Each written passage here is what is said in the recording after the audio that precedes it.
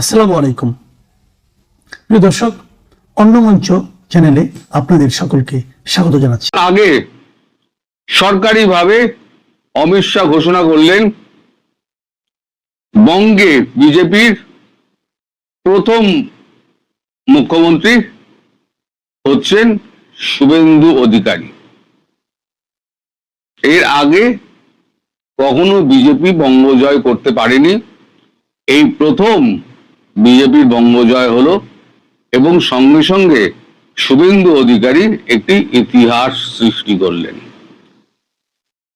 এখন শুভেন্দু অধিকারীর নাম যখন উনি বলেন তখন উনি বলেন যে এখানে প্রস্তাব দেওয়া হয়েছিল যে শুভেন্দু অধিকারীর সঙ্গে আর কার নাম বিবেচনা করা যেতে পারে, কিন্তু দ্বিতীয় কোনো প্রস্তাব না আসায় তাকেই মুখ্যমন্ত্রী পদে নির্বাচিত করা হলো।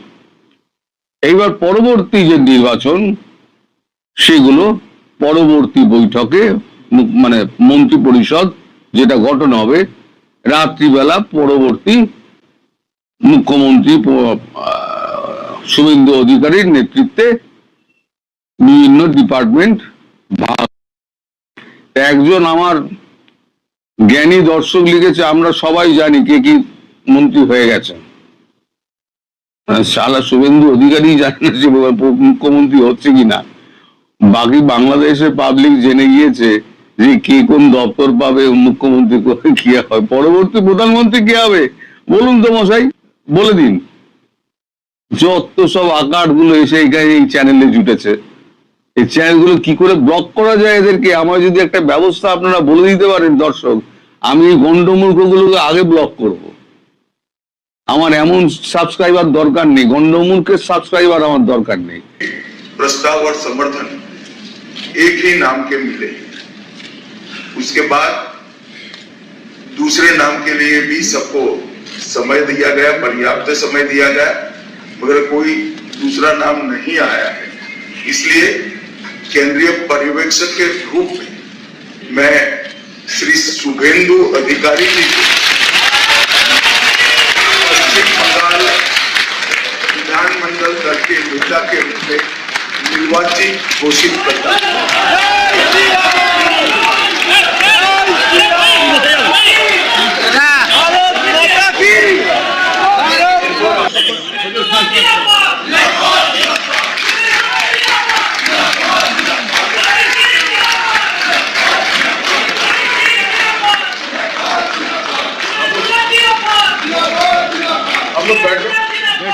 এবার এতদিন ধরে যে অপেক্ষায় ছিল ভারতবর্ষ, যে বাংলা দখল না হওয়া পর্যন্ত এই যে একটা লম্বা স্টেজ পড়ে রয়েছে, সেই লম্বা স্টেজটায় যদি নিজের দখলে না আনা যায় তাহলে পরে এইখানে শান্তি ফিরবে না, অশান্তি রয়েই যাবে। যা ঢোকানোর তো মমতা বন্দ্যোপাধ্যায় ঢুকিয়ে দিয়েছেন, দেশের যা সর্বনাশ করার উনি করে দিয়েছেন। পরবর্তীকালে আমি বলবো কি কি সর্বনাশ উনি করেছেন। এখন আমি আপনাদের সামনে দুটো ম্যাপ উপস্থিত করছি এবং তার উপর নির্ভর করছে বাংলাদেশের ভাগ্য। আমি বলি না বাংলাদেশের ভাগ্য নির্ধারণ হবে এই আপনার এর উপরে, কি বল আমাদের বাংলার নির্বাচনের উপরে। এই যে বাঁ দিকের ম্যাপটি দেখছেন লেফট সাইডে, এই ম্যাপটা হচ্ছে পশ্চিমবঙ্গের ম্যাপ এবং ডান দিকেরটা হচ্ছে বাংলাদেশের ম্যাপ। এই বাংলাদেশের ম্যাপে সবুজ অংশ যেগুলো দেখছেন সেগুলো সমস্ত হচ্ছে জামাত। জামাত খুব সম্ভবত এখানে পেয়েছে আপনার 64টা আসন বোধহয়, খুব ছোট ছোট করে লেখা। আর আমাদের বাংলাদেশের যে সীমান্তবর্তী এলাকায়, এবার বাঁ দিকটা আপনার ডান দিকটাই বললাম, বাঁ দিকটা এবার দেখুন, গেরুয়া কালারটা হচ্ছে বিজেপি এবং সবুজ কালারটা হচ্ছে তৃণমূল কংগ্রেস। তাহলে একেবারে আপনার উত্তরবঙ্গ থেকে শুরু করে একেবারে দক্ষিণবঙ্গের একেবারে সুন্দরবন অঞ্চল পুরো ঘিরে ফেলে দিয়েছে একেবারে গেরুয়া শিবির। এবার দুটো ম্যাপকে যদি আপনি এক করে দেন, এবার এক করে দিলাম, এক করে দিলে এবার কি হচ্ছে দেখুন, গেরুয়া শিবির আর জামাত মুখোমুখি দাঁড়িয়ে গিয়েছে। বাঁদিকে কলকাতার পশ্চিমবঙ্গের ম্যাপটা রয়েছে, একদম ওপর থেকে নিচ অব্দি সমস্ত নাম লেখা রয়েছে, জুম করে আপনারা দেখে নিতে পারেন। তাই বলছিলাম না যে জামাত একটা রাইট উইং আর একটা এপাশে এ দেশের একটা রাইট উইং, ও দেশের একটা রাইট উইং, দুটো মুখোমুখি দাঁড়িয়ে গিয়েছে। এবার কার কত শক্তি দেখা যাবে। মানে আমার প্রশ্ন হলো, কারা যেন বলতো স্বৈরাচারী, কারা বলতো যেন ভারত দখল করব, ভারত নিপাত যাক, দিল্লি না ঢাকা, দিল্লি না ঢাকা, ঢাকা ঢাকা, দিল্লি দিল্লি, অনেক স্লোগান হতো। ভারতীয় পণ্য বয়কট দিয়ে নাটক শুরু হলো। তারপর স্বৈরাচারের দালাল হিসেবে সব ধোলাই শুরু হলো। এইবার হিসেব নিকেশ কষা হবে। আর 7-10টা দিন পরে একটু গভর্নমেন্টটা থিতু হয়ে গেলে, ডিপার্টমেন্ট গুলো ভাগ হয়ে গেলে, 7-10টা দিন বাদে এইবারে ঠিক হবে যে কতটা স্ক্রু, কত লম্বা স্ক্রু, কতটা টাইট দিতে হবে বাংলাদেশকে, তবে বাংলাদেশ টাইট হবে। একটা কথা মনে রেখে দেবেন, এই বিএনপি জামাত আপনাদের বলে রেখে দিচ্ছে, এনসিপি যারা আছে, যত হিন্দুর গায়ে হাত পড়বে তার 4 গুণ মুসলমান কিন্তু এখানে হাত পড়বে। খুললাম আমি বলে দিলাম, একটা হিন্দুর গায়ে হাত পড়বে তো 4টে মুসলমানের গায়ে হাত পড়বে এখানে। এখনো পর্যন্ত যেগুলো আপনাদের রটিয়ে বেড়াচ্ছেন না, এখানে মসজিদ ভাঙা হচ্ছে, ওখানে মুসলমান ঠেঙানো হচ্ছে, হ্যাঁ ঠেঙানো হচ্ছে একেবারে, মানে হিন্দু, মুসলমান, খ্রিস্টান, জৈন যারাই এই তৃণমূল করতো তারা সবাই ঠেঙানি খাচ্ছে। ওখানে কোনো ধর্ম দেখা হচ্ছে না, নাম জিজ্ঞেস করা হচ্ছে না, তৃণমূল করতিস না মার। তা পরবর্তী দেখা গেল সে খ্রিস্টান, কারণ আমাদের কাছে প্রচুর খ্রিস্টান আছে, জৈন আছে, সবাই তার রাজনৈতিক মতধারায় বিশ্বাসী। সুতরাং যে কথাগুলো আপনাদের দেশে রটিয়ে দেওয়া হচ্ছে, যে এখানে মসজিদ ভাঙা হচ্ছে, একটা ভিডিও দেখাতে পারেন না তো? যত মুখে বক বক বক বক বক বক করে বেড়ান, আমরা তো ভিডিও দেখাই, আপনারা তো ভিডিও দেখাতে পারেন না। কাগজে বাঘ, আপনারা নিজেদের টাইগার ভাবেন, আসলে আপনারা হচ্ছেন ছুঁচো, টাইগার নয়, ছুঁচো। যদি ছুঁচো না হতেন তাহলে সত্যিকারের বাঘ যারা আওয়ামী লীগ, তাদেরকে এরকম ভাবে নিষিদ্ধ করে তাদেরকে অন্তরালে রাখার জন্য এত চেষ্টা করতেন না। আমি একবার বলেছিলাম, আবার কথাটা আমার মনে পড়ে গেল, যে অন্তরালে থাকা হাসিনা দেশে থাকা হাসিনার থেকে অনেক বেশি ভয়ঙ্কর। এই হাসিনা যেদিনকে একটা ডাক দেবে, খুব বেশি দেরি নেই, আমি ডিসেম্বর বলেছি, সেটা হয়তো অনেক দূরে হয়ে গেছে, তার আগেই হয়তো খেল খতম হয়ে যাবে। কারণ মোল্লার দৌড় হচ্ছে মসজিদ পর্যন্ত, সেটা আমরা জানি। ওই যে বললাম, কত লম্বা স্ক্রু লাগবে আর কতটা টাইট দিতে হবে, সেটা এখন বিচার বিশ্লেষণ হবে। মোদিজি বসবেন, শুভেন্দু অধিকারী বসবেন, অমিত শাহ বসবেন, অজিত দোভাল বসবেন, ওখানে জয়শঙ্কর বসবেন, সবাই, রাজনাথ সিং থাকবেন, সবাই মিলে, এবং তিনি সেনাবাহিনীর প্রধান থাকবেন। এবং যেরকম ডোজ দরকার, হোমিওপ্যাথি হলে হোমিওপ্যাথি হবে, নইলে অ্যালোপ্যাথি করা ডোজ দরকার হলে কেটে দাও, অঙ্গ বিচ্ছেদ করো। ক্যান্সার হয়ে গেলে কি করতে হয়, যেখানে ক্যান্সার হয়ে যায়, পচে যায়, সেই হাতটা কেটে বাদ দিয়ে দেয়, অংশ বা শরীরের অংশটা কেটে বাদ দিয়ে দেয়। আপনাদের অবস্থা হবে সেই রকম। যে জন্য ভারতবর্ষ অপেক্ষা করছিল কেন্দ্রীয় সরকার, সেই অপেক্ষার দিন শেষ হয়ে গেছে। এবার অ্যাকশন শুরু, দেখতে থাকুন সামনে কি কি হয়। আর মনে রাখবেন, একটা হিন্দুর গায়ে হাত পড়লে 4টে মুসলমান পেটানি খেয়ে সিধে জেলে যাবে। এটা আমার কথা নয়, এটা হচ্ছে শুভেন্দু অধিকারীর কথা। একটা হিন্দুর গায়ে হাত পড়লে তাহলে পরে 4টে মুসলমান আমরা এখানে জেলে ঢোকাবো, পে দিয়ে ছাল চামড়া তুলে রেখে, যাতে 3 মাস বসে সে পটি না করতে পারে। সবাই ভালো থাকবেন। ত্রয়োদশ জাতীয় সংসদ নির্বাচনে বিএনপির জয়ের পর প্রথম সংবাদ সম্মেলনে বাংলাদেশের প্রধানমন্ত্রী তারেক রহমানকে এক বিদেশি সাংবাদিক প্রশ্ন করেছিলেন, বাংলাদেশে এখনো অনেক মানুষ আওয়ামী লীগের সমর্থক, তাদের সঙ্গে রিকনসিলিয়েশন কিভাবে হবে?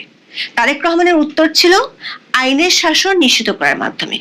কিন্তু তারেক রহমানের প্রধানমন্ত্রীত্বের 1 মাসের মধ্যে দেখা মিলে সেই আইনের শাসনের নমুনা, যেটির নাম শোন অ্যারেস্ট বা গ্রেফতার দেখানো। আর এর জন্য হাতিয়ার হিসেবে ব্যবহার করা হচ্ছে বিশেষ ক্ষমতা আইন এবং সন্ত্রাস বিরোধী আইনের মতো কিছু নিবর্তনমূলক আইন। বিবিসি বাংলার খবরে বলা হচ্ছে, এসব মামলা আর শোন অ্যারেস্ট থেকে মুক্তি মিলছে না স্কুলগামী শিক্ষার্থীদেরও। বিএনপি সরকার গত 3 মাসে এই শোন অ্যারেস্ট এখন বিরাট বাণিজ্যের রূপ নিয়েছে। বিশেষ করে জুলাই আন্দোলনে সারা দেশে সহিংসতার ঘটনায় করা মামলাগুলোয় ঢালাওভাবে আসামি করার অভিযোগ আছে। এসব মামলায় আদালত থেকে জামিন পাওয়ার পরও কারা মুক্তি মিলছে না অনেক আসামির। জামিনের পর কারা মুক্তির আগেই দেখানো হচ্ছে অন্য কোনো মামলায় শোন অ্যারেস্ট। এমন ঘটনা অহরহই ঘটছে। কাগজে কলমে জামিন মানে মুক্তি নিশ্চিত হলেও বাস্তবে কারাগারের দরজা খুলতে লাগছে 5 স্তরের অদৃশ্য পুলিশ ক্লিয়ারেন্স। জামিন, কারামুক্তি ও শোন অ্যারেস্ট ঘিরে প্রতিটি ধাপই আছে অনিয়ম ও বাণিজ্যের অভিযোগ। আওয়ামী লীগ কিংবা এর অঙ্গ সংগঠনগুলোর বড় নেতাদের ক্ষেত্রে সরকারি সিদ্ধান্তেই দেখানো হচ্ছে শোন অ্যারেস্ট। আর দলটির মাঝারি ও তৃণমূল নেতাদের জামিন হলে 5 স্তরে, টাকা না দিলে কপালে জুটছে নতুন মামলায় শোন অ্যারেস্টের ঝুঁকি। বিস্তারিত জানতে চলুন যাওয়া যাক বিশ্লেষণে। গত মার্চে মাগুরা শহরের জামরুল তলায় জেলা আওয়ামী লীগের কার্যালয় উদ্বোধন ও দলীয় কর্মসূচিতে অংশ নেন মাগুরা জেলা মহিলা আওয়ামী লীগের সহ সভাপতি ও সদর উপজেলা পরিষদের সাবেক মহিলা ভাইস চেয়ারম্যান কাজী সোনিয়া সুলতানা। ওই ঘটনার পরদিন স্বেচ্ছাসেবক দলের এক নেতার করা মামলায় তাকে গ্রেপ্তার করা হয়। বৃহস্পতিবার 7 মে হাইকোর্ট থেকে তিনি জামিন পান। জামিনের কাগজপত্র কারাগারে পৌঁছানোর পর শুক্রবার সকালে তাকে মুক্তি দেওয়া হয়। 8 মে সকালে কারাগার থেকে বের হওয়ার সঙ্গে সঙ্গে জেলগেট থেকে তাকে আবার গ্রেপ্তার করা হয়। মাগুরা সদর থানার ওসি আশিকুর রহমান সাংবাদিকদের বলেছেন, সোনিয়া সুলতানাকে একটি নাশকতার মামলায় গ্রেপ্তার করা হয়েছে। বিএনপি নেতাদের দায়ের করা মামলায় প্রায় 1 মাস ধরে জামালপুর জেলা কারাগারে ছিলেন স্থানীয় আওয়ামী লীগের 6 নেতা। আদালত থেকে জামিন পাওয়ার পর জামিনের আদেশের কপি কারাগারে পৌঁছালে তারা কারামুক্ত হন। 23 মে সন্ধ্যা 6টার দিকে জামালপুর জেলা কারাগার থেকে বের হলে কারাগারের প্রধান ফটক থেকে তাদের আবার গ্রেপ্তার করে জেলা গোয়েন্দা পুলিশ। অন্য মামলায় দেখানো হয় শোন অ্যারেস্ট। বরগুনা আমতলী উপজেলা আওয়ামী লীগের যুগ্ম সাধারণ সম্পাদক ও আমতলী উপজেলার চওড়া ইউনিয়ন পরিষদের চেয়ারম্যান বাদল খানকে একইভাবে গ্রেপ্তার করা হয় গত 30 এপ্রিল। আমতলী পৌরসভা কার্যালয় ভাঙচুরের অভিযোগে গত 10 এপ্রিল রাতে তাকে একটি অনাথ আশ্রম থেকে গ্রেপ্তার করে যৌথ বাহিনী। পরে তাকে কারাগারে পাঠানোর আদেশ দেন আদালত। এই মামলায় জামিন পেয়ে বুধবার গত 30 এপ্রিল রাতে কারাগার থেকে বের হয়ে যাওয়ার সময় পুলিশ তাকে আটক করে। পরে বিস্ফোরণ দ্রব্য আইনে দায়ের করা মামলা এবং বিশেষ ক্ষমতা আইনে দায়ের করা মামলায় তাকে শোন অ্যারেস্ট দেখানো হয়। এর আগে গত 17 মার্চ লালমনিরহাট কালীগঞ্জ উপজেলার মাদাতি ইউনিয়ন পরিষদের চেয়ারম্যান জাহাঙ্গীর আলম বিপ্লব আদালত থেকে জামিন পেয়ে কারাগার থেকে মুক্তি পাওয়ার পরপরই আবারও তাকে গ্রেফতার করা হয়। গত 12 মার্চ রাতে নিজ বাসভবন থেকে সন্ত্রাস বিরোধী আইনের একটি মামলায় অজ্ঞাতনামা আসামি হিসেবে জাহাঙ্গীর আলম বিপ্লবকে গ্রেফতার করেছিল কালীগঞ্জ থানা পুলিশ। এরপর 16 মার্চ জেলা ও দায়রা জজ আদালত তার জামিন মঞ্জুর করেন। জামিনের কাগজপত্র যাচাই বাছাই শেষে 17 মার্চ সকালে কারামুক্ত হন জাহাঙ্গীর আলম বিপ্লব। সামাজিক মাধ্যমে ছড়িয়ে পড়া একটি ভিডিওতে দেখা গেছে জেল গেটে তার আইনজীবী ও আপন ভাই অ্যাডভোকেট হুমায়ুন কবির কাজল সহ সমর্থকরা তাকে অভ্যর্থনা জানিয়ে গাড়ির দিকে নিয়ে যাচ্ছিলেন। ঠিক সেই মুহূর্তে ডিবি পুলিশের একটি দল তাদের পথ আটকে দেয়। এরপর পাশ থেকে আরো 3 জন পোশাকধারী ডিবি পুলিশ সদস্য এসে তাকে টেনে হিঁচড়ে পুলিশের গাড়িতে তুলতে শুরু করেন। এ সময় আইনজীবী ও সমর্থকদের সঙ্গে পুলিশের ধস্তাধস্তিও হয়। চেয়ারম্যানের বড় ভাই অ্যাডভোকেট হুমায়ুন কবির কাজল অভিযোগ করে বলেন, আদালত জামিন দেওয়ার পরও কোনো সুনির্দিষ্ট পরোয়ানা বা নতুন মামলা ছাড়াই তাকে কারাগারের ফটক থেকে তুলে নিয়ে যাওয়া হয়েছে। এমন ঘটনা কম বেশি দেশের কোথাও না কোথাও প্রতিদিনই ঘটছে। তবে সেটি ঘটছে আওয়ামী লীগ কিংবা দলটির সাথে সংশ্লিষ্ট নেতা কর্মীদের ক্ষেত্রে। অথচ গণমাধ্যমের খবরে বলা হচ্ছে গ্রেপ্তারের পর দেদারসে জামিন নিয়ে বের হয়ে যাচ্ছে ডাকাত ও ছিনতাইকারীরা।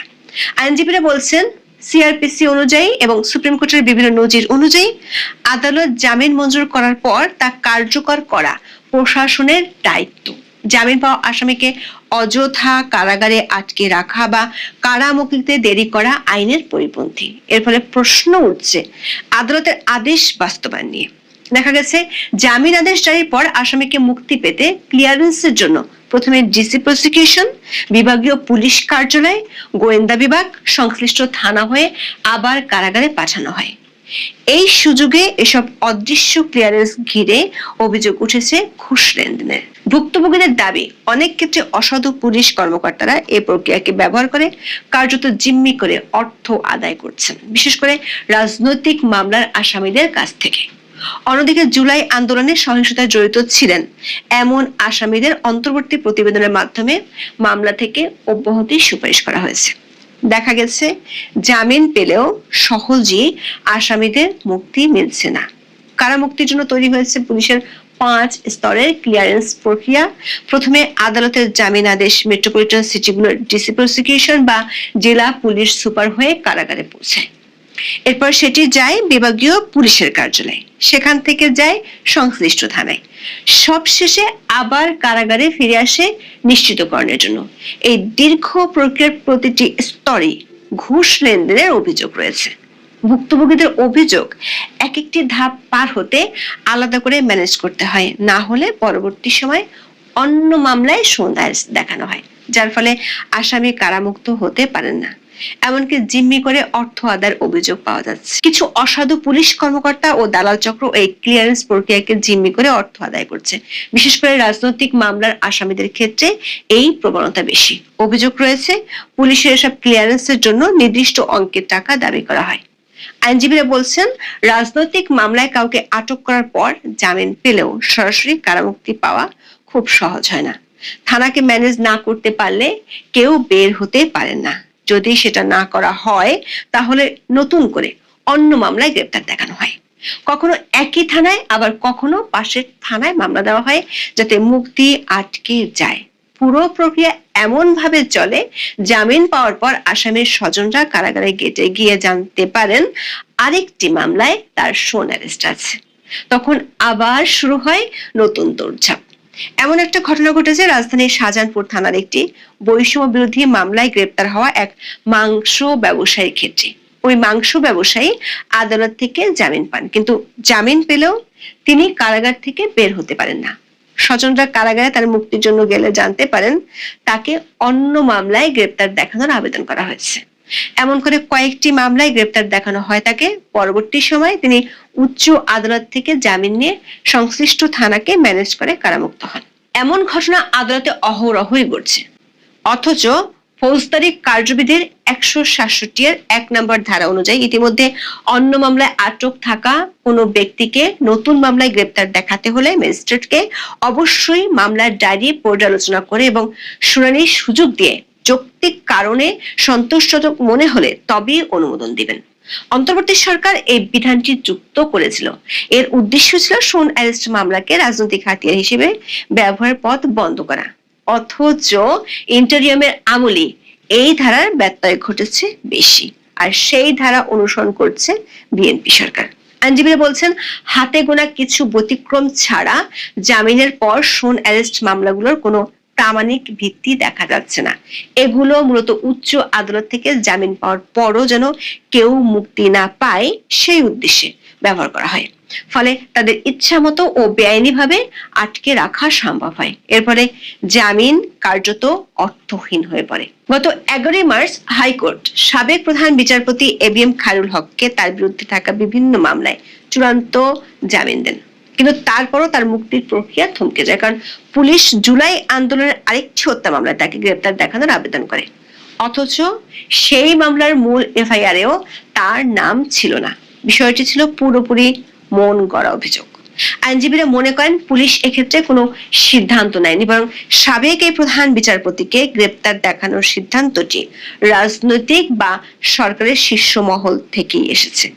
সবশেষ গত 28 এপ্রিল পৃথক 5 মামলায় সাবেক প্রধান বিচারপতি এবিএম খায়রুল হককে হাইকোর্টের দেওয়া জামিন বহাল রেখেছেন সুপ্রিম কোর্টের আপিল বিভাগ। তারপরও মুক্তি পাচ্ছেন না খায়রুল হক, কারণ এরই মধ্যে অধস্তন আদালতে আরো 2 মামলায় গ্রেপ্তার দেখানো হয়েছে তাকে।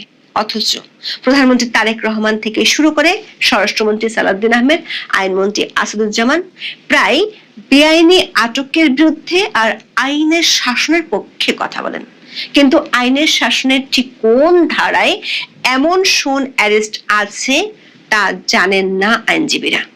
শোন অ্যারেস্ট দেখিয়ে কয়েক দফা ঠেকিয়ে রাখা হয়েছে নারায়ণগঞ্জের সিটি কর্পোরেশনের সাবেক মেয়র সেলিনা হায়াত আইভীর কারামুক্তি। গত বছর 9 মে ভোরে নারায়ণগঞ্জ শহরের দেওভোগের নিজ বাসা থেকে আইভীকে গ্রেপ্তার করে পুলিশ।